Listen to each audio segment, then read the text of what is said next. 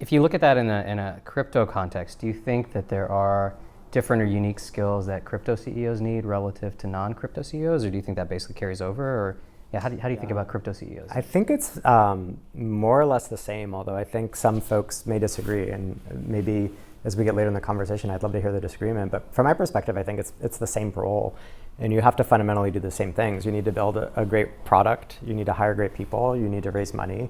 If you tick through the list, you need to find people to use your product or speculate on it at least, depending on your perspective. So it's the same set of things. Yeah. And I think one of the big disservices that was done to the early crypto protocols, especially the layer 1 ones, was the degree to which a lot of the early investors didn't have strong operating backgrounds and or encouraged people to do really weird things in terms of governance, in terms of, hey, let's set up a foundation in Zug, as well as have the company have some tokens, as well as, you started splitting sort of incentives and who's doing what in all sorts of weird ways. And so I think there's actually lots of bad advice given either for tax optimization or just, hey, it's a decentralized world, so everything sort of follows. And I think in reality, when all is said and done,